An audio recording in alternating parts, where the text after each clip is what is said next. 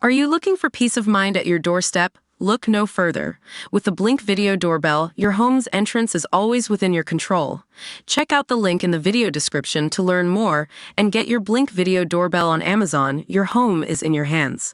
The Tories today blamed Rishi Sunak for the party's electoral rout as Suella Braverman used her victory speech to kickstart her campaign to be the next leader. Mr. Sunak is being blamed for the Tory collapse and is already facing the wrath of senior Conservatives, many of whom slammed his decision to call a July election. He is expected to resign today, but could stay on as leader over the summer to stave off a civil war caused by the worst general election result in modern history. And his former Home Secretary, Ms. Braverman, hasn't wasted any time to show she is ready to launch a leadership bid during her speech after winning the Fareham and Waterlooville seat. She vowed to rebuild trust and apologized for her party's failings, declaring, "I'm sorry that my party didn't listen to you.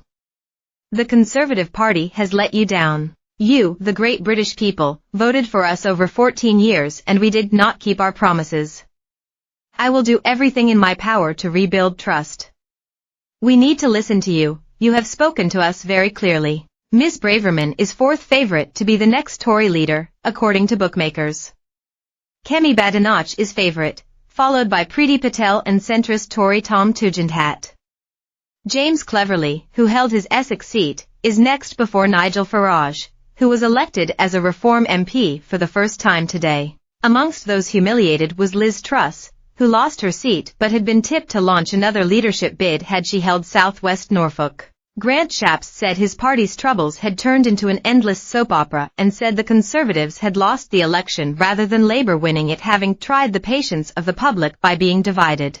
The 11 Conservative cabinet ministers who lost their seats were. Penny Mordaunt said the Tories had thrown away the public's trust and lost sight of the public's values.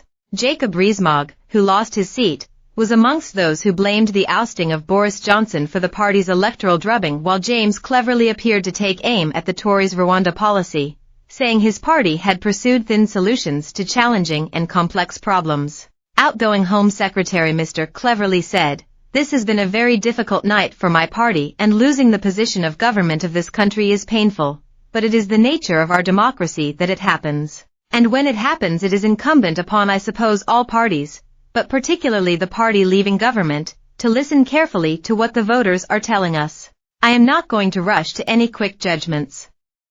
I think the right thing to do is be thoughtful and take a short period of time to really assess what the voters are telling us, but it is clear that, when you see the vote share of the traditional main parties of government, that many voters are disillusioned with all of us, and we should take that on board. I think it is also right that we have the humility to recognize that there is nothing honorable in presenting simple and thin solutions to challenging and complex problems, and the world is a difficult and dangerous place, and we have to respond to that." Penny Mordaunt was set to run for the party leadership again had she managed to keep her Portsmouth North seat, but she lost by 780 votes. She said, "Tonight, the Conservative Party has taken a battering because it failed to honor the trust that people had placed in it. You can speak all you like of security and freedom, but you can't have either if you are afraid. Afraid about the cost of living or accessing health care, or whether the responsibility you shoulder will be recognized and rewarded. That fear steals the future, and it only makes the present matter, and that is why we lost. Our renewal as a party and a country will not be achieved by us talking to an ever smaller slice of ourselves, but being guided by the people of our country. And if we want again to be the natural party of government, then our values must be the people's. I've lost many good colleagues tonight, but I hope that like me they intend to carry on serving their communities with even stronger heart. Our country needs all of us." Defense Secretary Grant Shapps, in a speech after his loss was announced in Welwyn Hatfield, said he had the honor to serve in more cabinet posts than most. He criticized the Tories' inability to iron out their differences amid an end